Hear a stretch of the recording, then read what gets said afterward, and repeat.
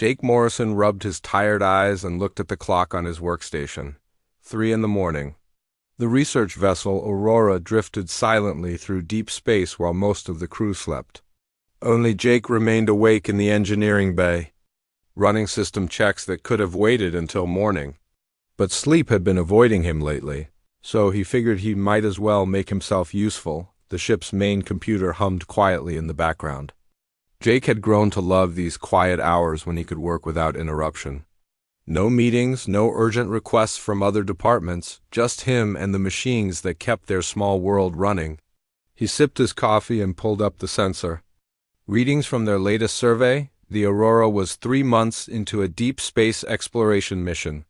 They were mapping star systems in a region that had never been visited by humans before. So far they had found nothing but empty space and dead rocks. The crew was getting restless. Captain Hayes had started talking about cutting the mission short. If they didn't find something interesting soon, Jake scrolled through the data, looking for anything unusual. Most of the readings were exactly what they expected. Empty space looked the same everywhere. But then something caught his eye. A small energy signature that didn't match anything in their databases. It was faint, almost hidden in the background noise, but definitely there. He frowned and ran the scan again. The signature was still there, steady and consistent. It wasn't coming from any known source. No star, no planet, no asteroid. Just empty space. But empty space wasn't supposed to generate energy signatures like this. Jake felt his pulse quicken. This was exactly the kind of discovery that could save their mission. He started running more detailed scans, trying to pinpoint the source of the energy. The readings were strange. The signature seemed to shift and change, almost like it was alive. He was so focused on his work that he didn't notice the lights in the engineering bay starting to flicker. The energy signature was getting stronger, and their sensors were picking up something else now. A pattern in the readings that looked almost like communication. Jake's hands moved quickly across his control panel, trying to isolate the signal. The pattern was complex, far more sophisticated than anything humans had ever created, but it was definitely artificial. Something was trying to communicate with them. The lights in the engineering bay suddenly went out completely. Jake's workstation flickered and died. Emergency lighting kicked in, bathing everything in a red glow. But Jake wasn't looking at his equipment anymore. He was staring at the space in front of him, where something impossible was happening. The air itself seemed to be changing. Geometric patterns of light began to form, shifting and moving in ways that hurt to look at directly. Jake's first instinct was to run, but his feet wouldn't move. He was frozen, watching as the patterns grew more complex and began to take on a more solid appearance. Slowly, the patterns began to resemble something like a person. Not exactly human, but close enough that Jake's mind could make sense of it. The being was tall and graceful, with features that seemed to shift between different forms. One moment it looked almost human, the next it was something completely alien. Jake's mouth was dry. He tried to speak, but no words came out. The being seemed to notice his fear, and the shifting patterns of its form slowed down, becoming more stable. When it spoke, its voice came from everywhere and nowhere at once. "Do not be afraid," it said. The words sounded strange, like they were being translated from something completely different. "I mean you no harm." Jake finally found his voice. "What are you?" he whispered to doubt. The being tilted its head, studying him with eyes that looked like stars. "I am Zara 9 of the Veil Collective. I have been watching your kind for some time now. You are very interesting creatures. Watching us?" Jake managed to stand up, though his legs felt weak. "How long have you been watching us?" "Long enough to know that you are different from the others," Zara 9 replied. "Your species has a quality that we have not seen before. You create chaos. But from that chaos comes something beautiful, something new." Jake didn't understand what she meant, but he was starting to feel less afraid. There was something about Zara 9's presence that was calming, despite her alien appearance. "What do you want from us?" "Not from you," Zara 9 said, moving closer. "With you. We have been searching for a species that could survive in our realm. Most beings who enter our world lose themselves completely. They become absorbed by the perfection and forget who they were. But humans are different. You fight against perfection. You embrace the chaos. Your realm? Jake asked. Zara to Nine gestured, and the air around them began to shimmer. Images appeared showing vast digital landscapes that defied physics. Cities that existed in multiple dimensions at once. Beings of pure energy working together to solve problems that seemed impossible. We call it the Nexus, Zara 9 explained. It is a place where consciousness can exist beyond the limits of physical form, where thought becomes reality and will shapes matter. It is our home, but it is also our prison. Jake stared at the images. They were beautiful and terrifying at the same time. Why are you showing me this? Because you have something we need, Zara 9 said. And we have something you want, knowledge, understanding, the ability to transcend the limitations of your physical form. What do you need from me? Zara 9's form became more solid, more human-like. Your creativity, your stubborn refusal to accept the way things are, your ability to find solutions where others see only problems. We have challenges that have stumped our greatest minds for millennia, but I believe a human mind might see what we cannot. Jake felt a mixture of fear and excitement. The opportunity to explore an alien realm, to use his skills to solve problems that had never been solved before, was incredibly tempting. But he also sensed that there was more to this offer than Zara 9 was telling him. What would happen to me if I agreed to help you? You would visit our realm through a neural interface, Zara 9 explained. Your consciousness would join us in the Nexus while your body remains here. You would experience reality in ways your species has never imagined. And in return, you would help us solve the problems that threaten our existence. Jake thought about his life aboard the Aurora. The routine system checks, the endless surveys of empty space, the slow progress of human exploration.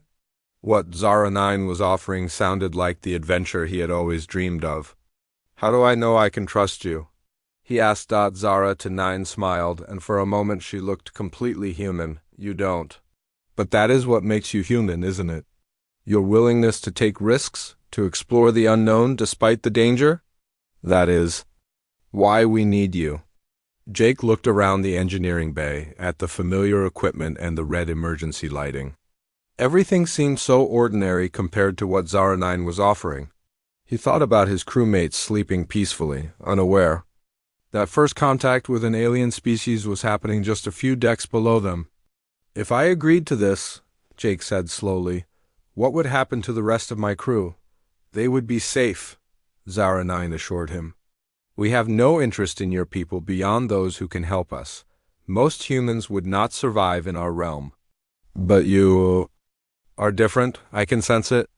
Jake felt the weight of the decision pressing down on him. This was bigger than just his own life. This was about humanity's future, about the possibility of joining a larger community of intelligent beings. But it was also about trust, about believing that an alien entity he had just met had his best interests at heart. I need time to think about this, Jake said. Zara to 9 nodded. Of course, but do not take too long. The problems we face grow worse with each passing day, and I believe you are the key to solving them. With that, she began to fade away, her form dissolving back into shifting patterns of light. I will return tomorrow night, her voice echoed as she disappeared. Consider my offer carefully, Jake Morrison. Your answer will determine the fate of both our species. The lights in the engineering bay flickered back on, and Jake's workstation came back to life. Everything was normal again, as if nothing had happened. But Jake knew that his life had just changed forever. Jake spent the entire next day trying to act normal. He went through his regular duties, checking systems and running diagnostics, but his mind kept wandering back to his encounter with Zara 9. Had it really happened? The engineering bay showed no signs of the strange energy patterns or flickering lights. Everything looked exactly as it always did, but Jake knew what he had seen.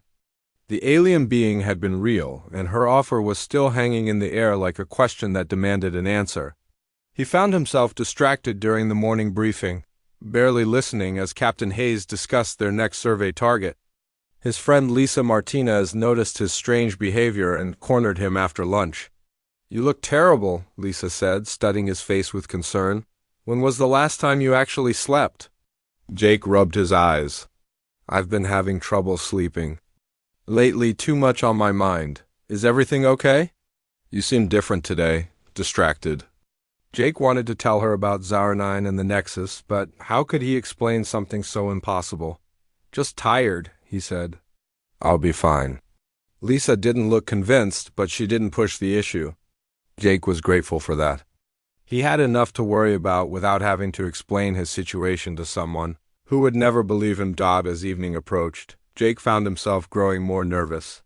Part of him hoped that Zaranine wouldn't return, that the whole experience had been some kind of hallucination brought on by too much coffee and too little sleep.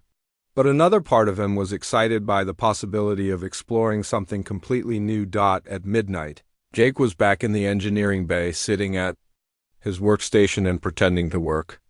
He kept glancing at the chronometer, watching the minutes tick by.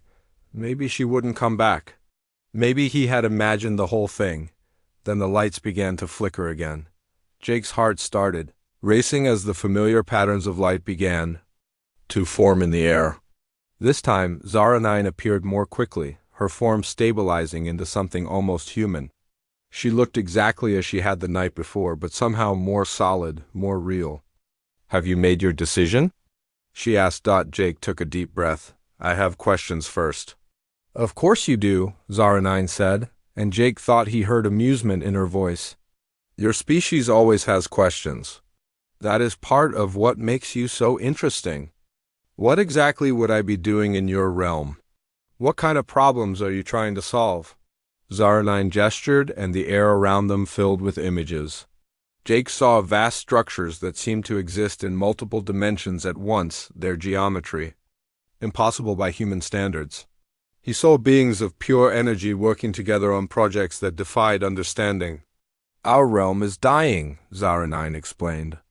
"The Nexus is powered by consciousness itself, but over the millennia, our thinking has become too orderly, too predictable. We have created a perfect system, but perfection leads to stagnation. We need chaos, creativity, the unpredictable spark that only comes from minds like yours.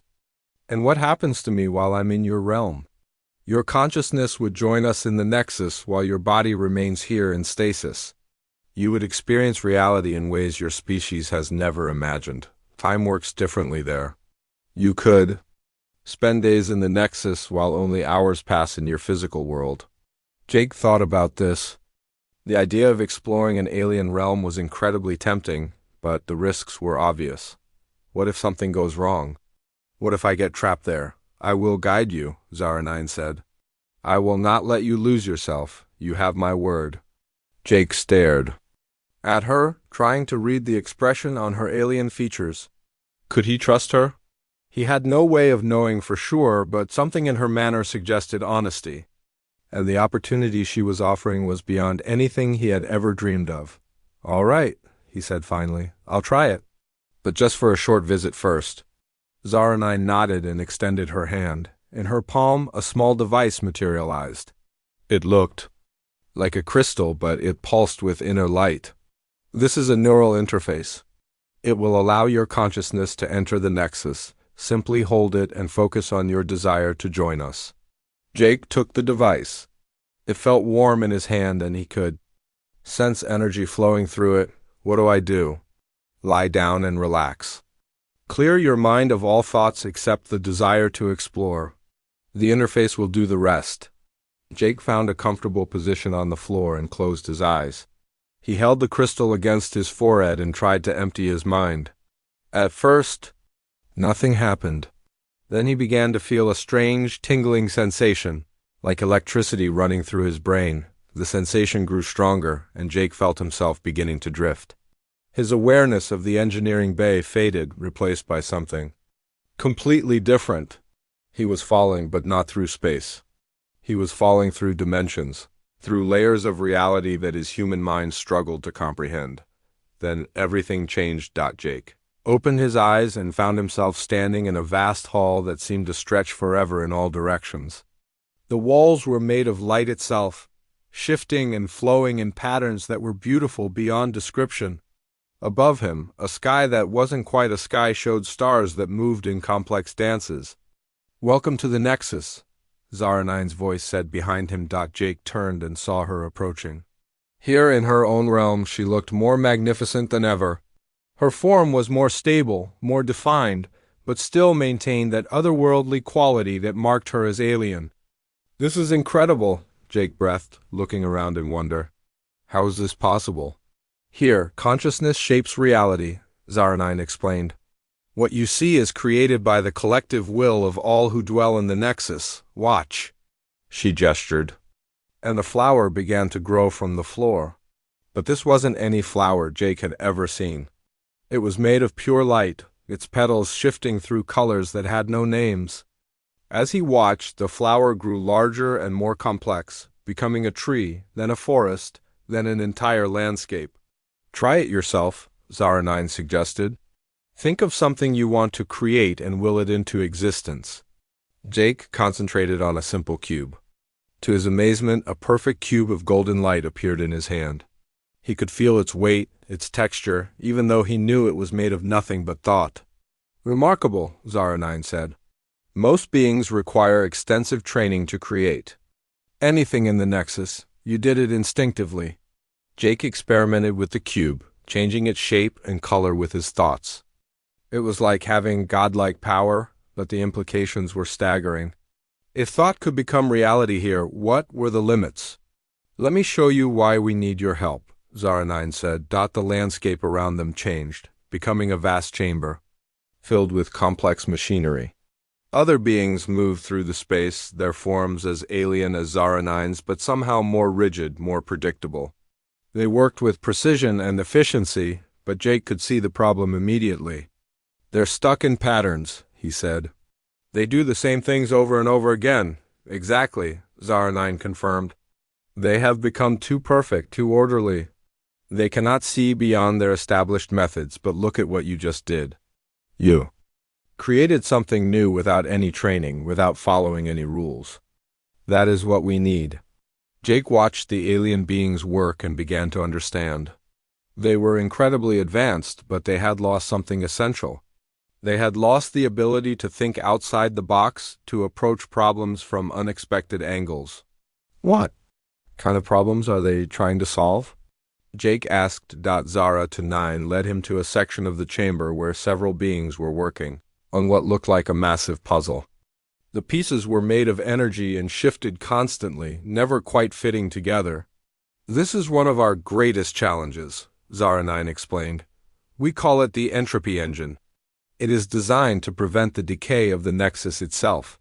But we cannot make it work. Every solution we try follows the same logical patterns, and none of them succeed." Jake studied the puzzle. To the alien beings, it probably looked impossibly complex. But to his human eyes, trained to see patterns and find creative solutions, he could see something they were missing.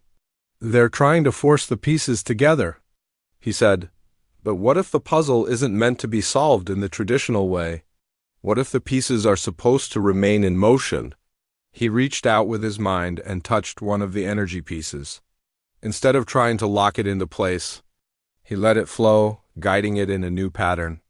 The other pieces began to respond, moving in harmony rather than fighting against each other. The alien beings stopped working and stared as Jake's approach began to show results. The entropy engine started to stabilize its chaotic energy patterns, becoming more organized without losing their essential dynamism. "Incredible," Zara9 whispered. "You solved in minutes what we have been working on for centuries." Jake felt a surge of pride, but also a growing unease. If this was what they needed him for, how many other problems would they expect him to solve? And what would happen to him if he became too valuable to let go? "I should return to my body now," he said. "I've been here longer than I intended." Zara9 nodded, though Jake thought he saw disappointment in her alien features. "Of course, but you will return tomorrow night?" Jake looked around the Nexus one more time. Despite his concerns, he had to admit that this was the most exciting thing that had ever happened to him. Yes, he said. I'll be back.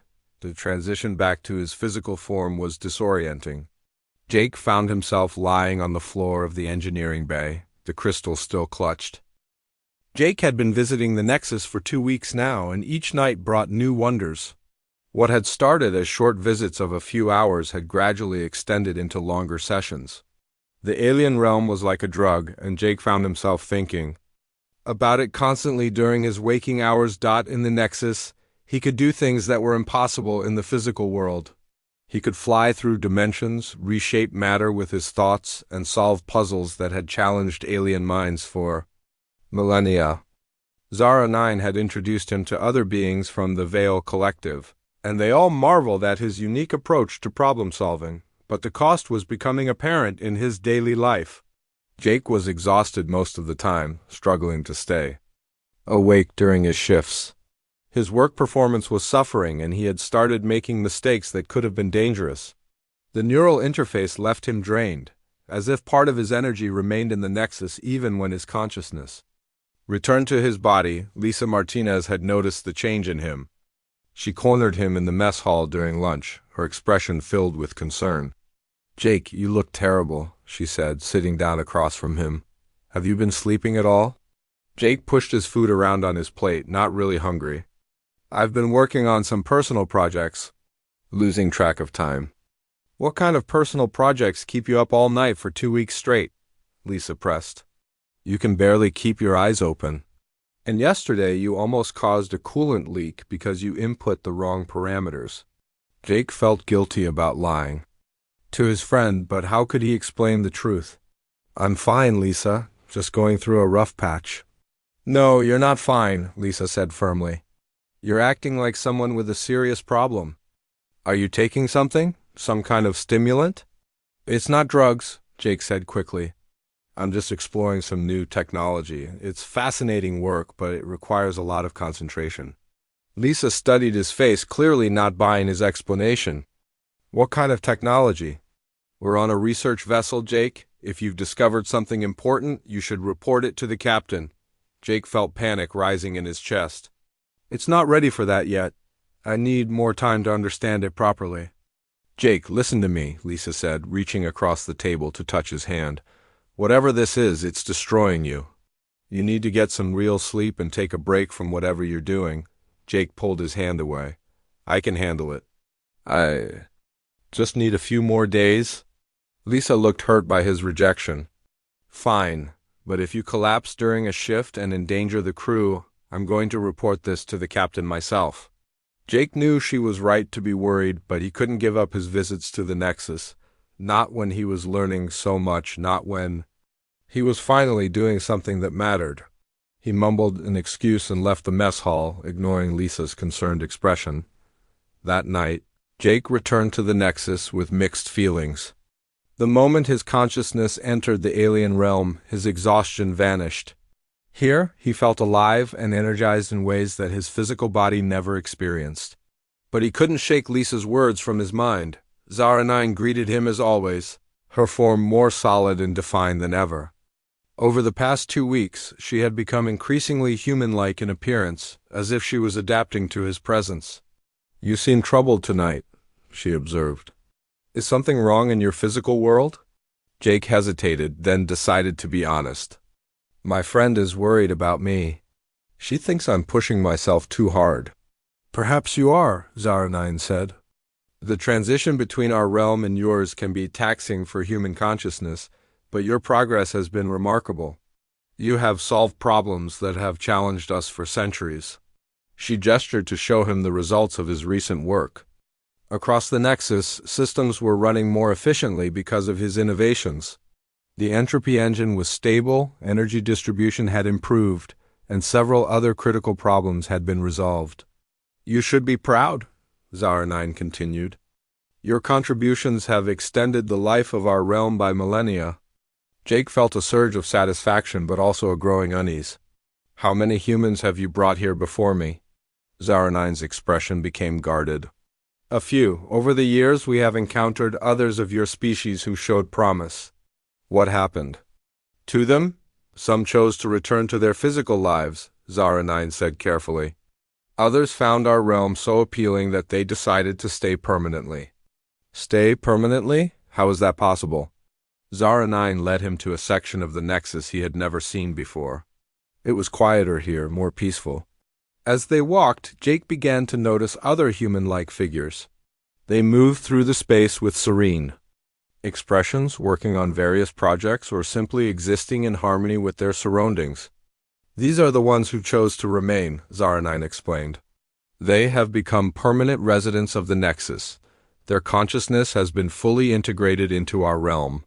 Jake approached one of the human figures. It was a woman, probably in her 30s, with blonde hair and gentle features. She looked up at him with a smile that seemed empty somehow. "Hello," she said in a voice that sounded distant. "I'm Amy. I've been here for so long that I can barely remember my physical life, but I'm happy here. So peaceful." Jake felt a chill run down his spine. "Don't you miss your old life? Your friends, your family?" Amy's expression became confused, as if she was trying to remember something important. "I think I had a family once, but that seems like a dream now. This is real. This is where I belong." Jake backed away from her, disturbed by her empty stare. Zara9 guided him away from the area, her expression apologetic. "Not everyone adapts well to permanent residence," she admitted. "Some humans lose their essential spark when they stay too long. But you are different, Jake. You maintain your creativity even after extended visits." "What about the ones who chose to return to their physical lives?" Jake asked. "Are they still alive?" Zara9's hesitation was telling. "Some are. Others found the transition back to a physical existence difficult. Without the stimulation of the Nexus, they became depressed, listless. A few chose to end their physical lives rather than continue without access to our realm." Jake felt sick. "You're saying they killed themselves?" "The choice was theirs," Zara9 said defensively. "We never force them to stay or leave. But once someone has experienced the freedom of the Nexus, the limitations of physical existence can seem unbearable." Jake thought about his own growing obsession with the Nexus, his inability to feel satisfied with his normal life. Was he heading down the same path as those other humans? "I need to know more about what you're not telling me," Jake said. "What is the real purpose of bringing humans here? It's not just about solving problems, is it?" Zara9 was quiet for a long moment. When she spoke, her voice carried a weight that hadn't been there before. "Our realm is dying, Jake, not in the way I described before. The Nexus is powered by consciousness, but our own minds have become too orderly, too predictable. We need the chaos of human thought to survive." "You're using us," Jake said, the realization hitting him like a physical blow. "You're feeding off our consciousness." "It's not feeding," Zara9 protested. "It's symbiosis.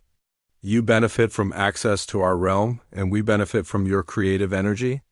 But yes, we need human consciousness to prevent our extinction."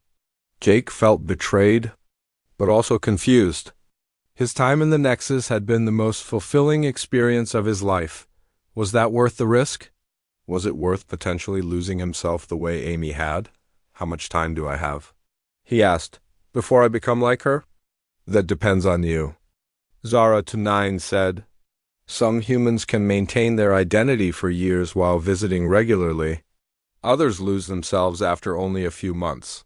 You have shown remarkable resistance to the effects." Jake realized that he was caught in a trap. The more time he spent in the Nexus, the more he risked losing himself. But the thought of giving up his visits was almost unbearable. The physical world seemed gray and lifeless compared to the vibrant reality of the alien realm. "There is another option," Zara9 said softly. "You could choose to stay permanently, but on your own terms. You could become my companion, my partner in maintaining the Nexus.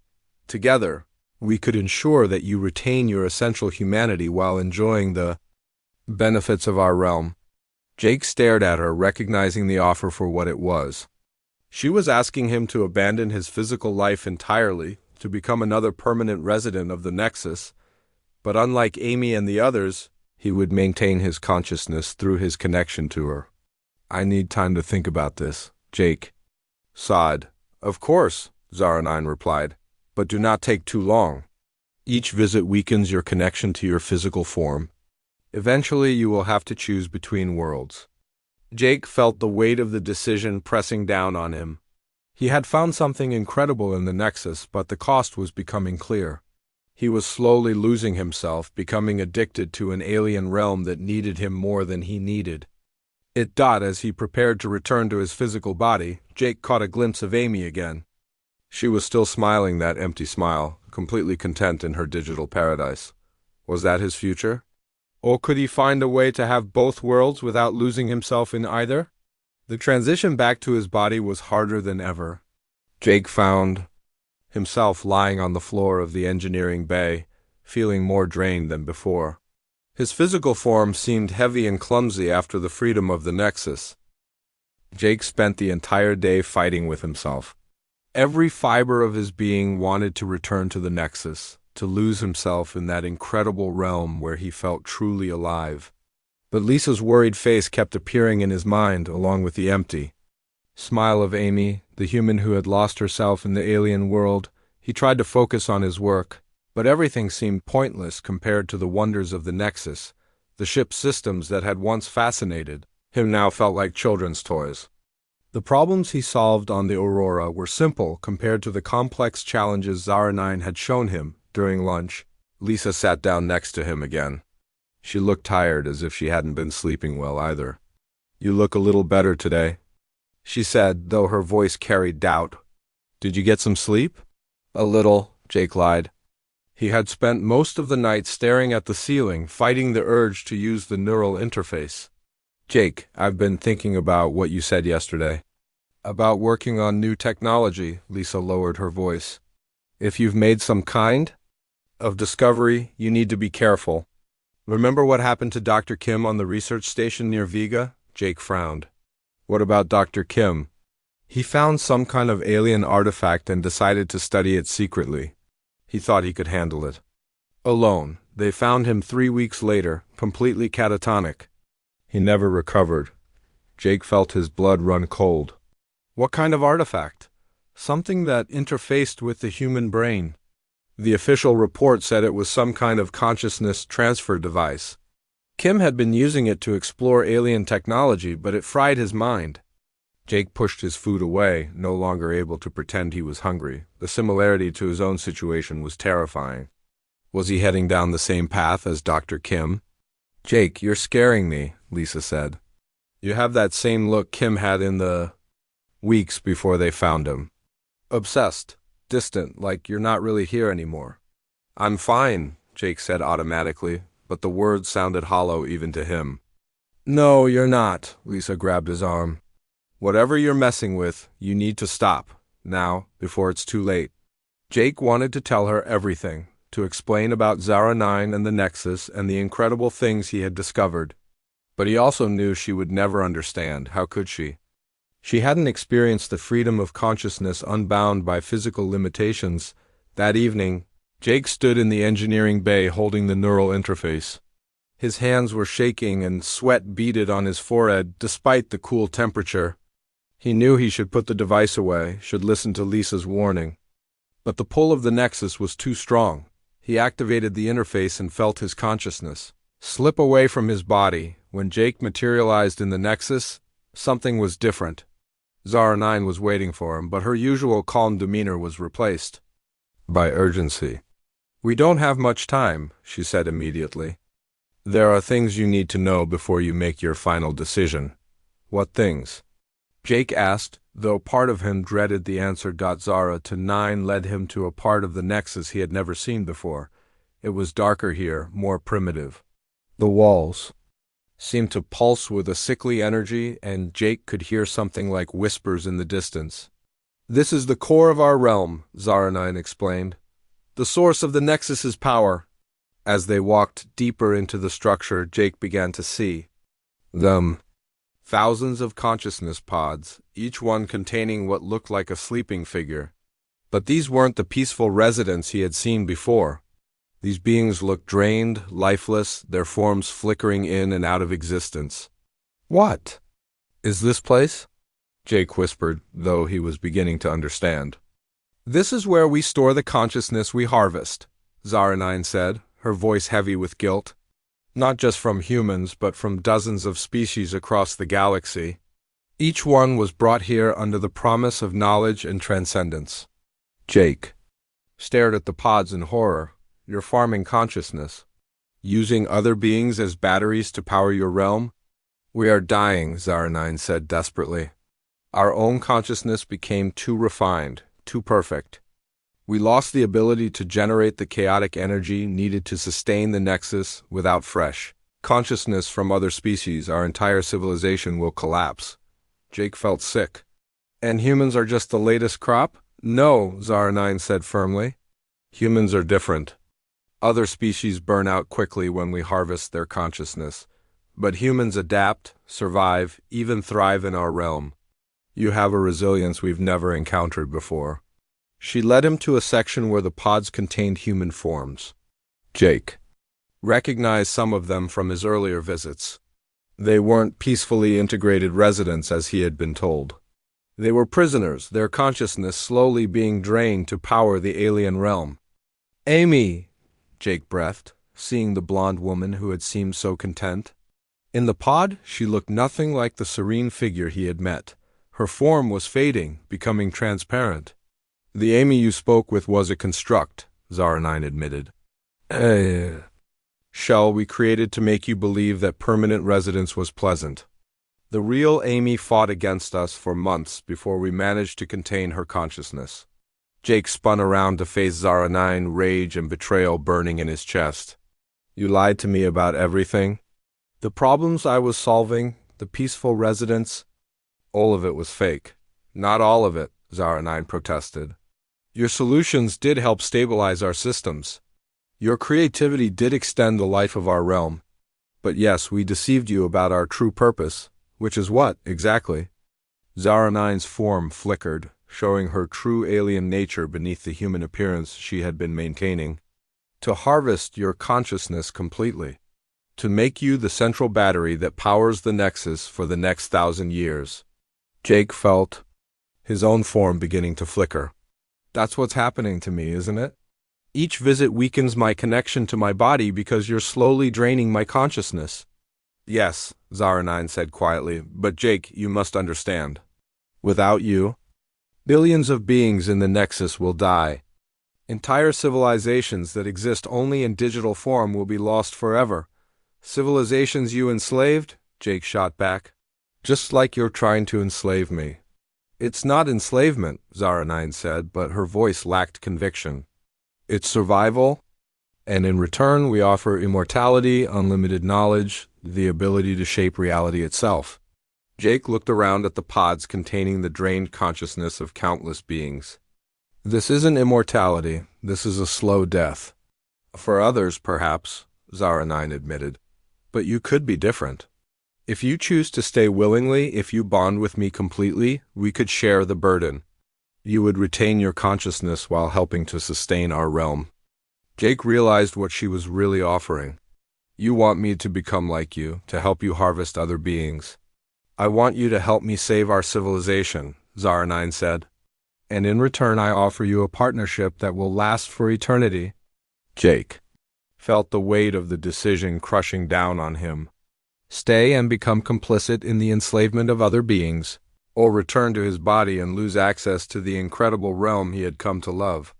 But was there a third option? What happens if I refuse? Jake asked. Zara9's expression became pained. "Then we will take your consciousness by force. Your resistance will make the process more difficult, but the outcome will be the same. We need you, Jake. Our survival depends on it. And my body will remain in stasis until your consciousness is fully integrated. Then it will be disposed of." Jake felt a chill run through his digital form. "You're going to kill me either way." "Your body will die," Zara9 corrected. "But your consciousness will live forever in the Nexus. You will become more than human. More than any single being could be in the physical realm." Jake thought about Lisa, about his crewmates on the Aurora, about all the humans who might follow him if he disappeared. How many of my people are you planning to harvest? As many as necessary, Zara9 said. Humans are the perfect power source for our realm. Your species could sustain the Nexus for millions of years. The scope of what she was describing hit Jake like a physical blow. They weren't just talking about his life, but the potential enslavement of his entire species. The Vale Collective saw humans as nothing more than biological batteries, renewable resources to be harvested for their own survival. I need time to think, Jake said, though his mind was already racing with possibilities. There's no more time, Zara9 said sadly. Your consciousness is already too integrated with our systems. If you try to return to your body now, the shock could kill you instantly. Jake felt panic rising in his chest. You're saying I'm already trapped here? I'm saying that your window for returning safely to your physical form has passed. The choice now is between willing cooperation and forced integration. Jake realized that this had been the plan all along. The gradual increase in visit times, the growing addiction to the Nexus, the slow weakening of his connection to his body. They had been preparing him for this moment from the very beginning, but as he looked around at the pods containing the harvested consciousness of countless beings, Jake felt something that Zara9 and her people had never encountered in their perfect, orderly realm. He felt human stubbornness, the refusal to accept impossible choices, the determination to find a third option even when none seemed to exist.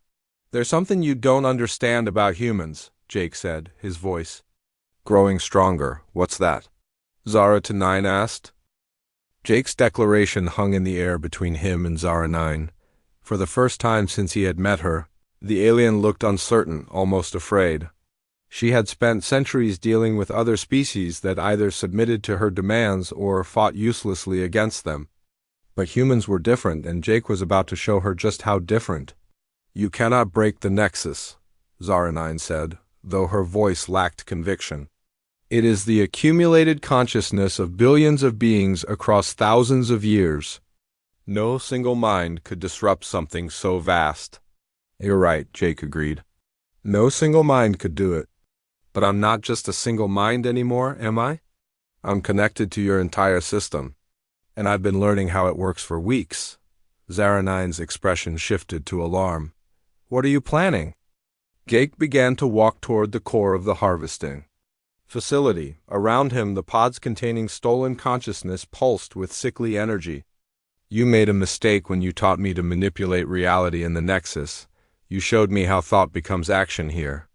But you never considered what would happen if someone used that power to think thoughts you didn't want them to think. Stop, Zara9 commanded, but Jake continued moving forward. You see, the problem with your perfect system is that it depends on order and predictability, Jake explained. But humans specialize in chaos. We're really good at throwing wrenches into perfectly functioning machines. Jake reached the central control matrix of the consciousness harvesting system. It was a beautiful structure, elegant in its alien design, and completely vulnerable to someone who understood both its function and its weaknesses. If you destroy this, you will kill everyone in the Nexus, Zara9 warned. Billions of conscious beings will simply cease to exist. I'm not going to destroy it, Jake said. I'm going to fix it. He placed his hands on the control matrix and began to concentrate.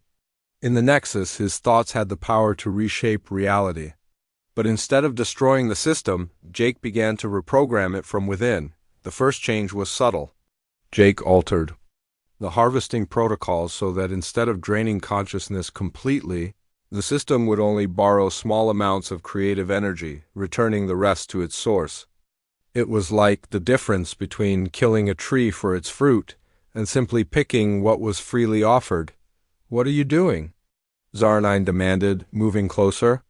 Creating a sustainable solution, Jake replied, his concentration intense. Your people are dying because you've become too orderly, too perfect. But instead of stealing chaos from other species, why not invite them to share it willingly? The second change was more dramatic. Jake began to modify the Nexus itself, creating Pathways that would allow consciousness to enter and leave freely. No more pods, no more forced imprisonment. Beings could visit the Nexus, contribute their unique perspectives, and return to their physical forms whenever they chose. This is impossible, Zara9 said, watching in amazement as Jake's modifications rippled through the entire system. The energy requirements alone would be astronomical. Not if you do it right, Jake said. You've been thinking about this all wrong. You don't need to own consciousness to benefit from it. You just need to create an environment where different types of minds want to participate. Jake's third change was the most revolutionary. He began to establish protocols for voluntary cooperation between species. Humans would bring their chaos and creativity. Other species would contribute their own unique strengths. And the Veil Collective would share their advanced technology and knowledge in return. The effect was immediate and dramatic. Throughout the Nexus, the pods began to open. The imprisoned consciousness of countless beings was freed, given the choice to stay and participate willingly or return to their physical forms.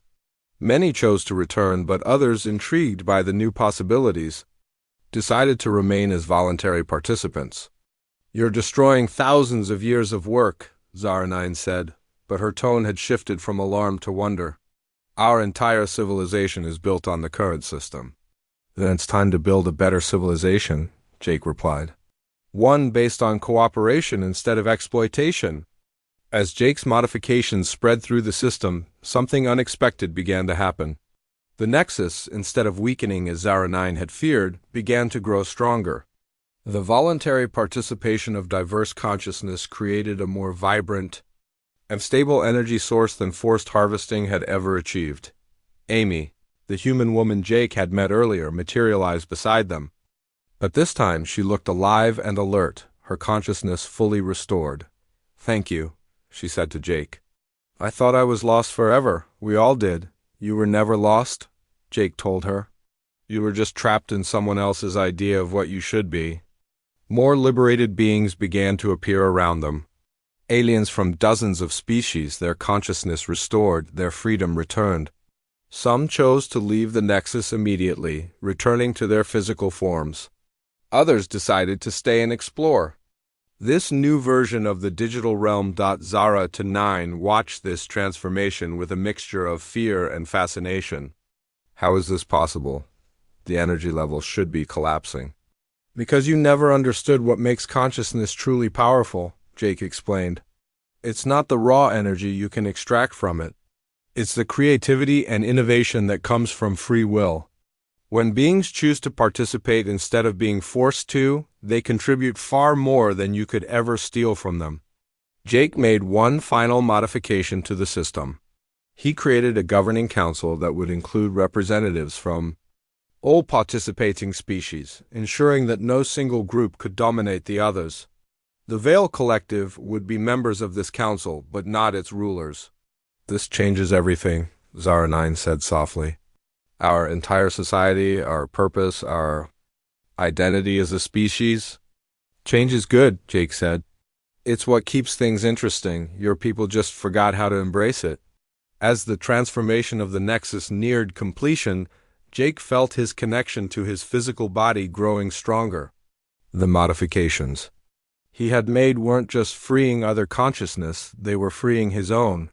"I can return to my body now," he realized. "The connection is stable again." "You could stay," Zara9 offered. "As an equal partner, not as a prisoner. Help us learn how to govern this new system." Jake considered the offer. The Nexus was incredible, and the opportunity to help build a better relationship between species was tempting.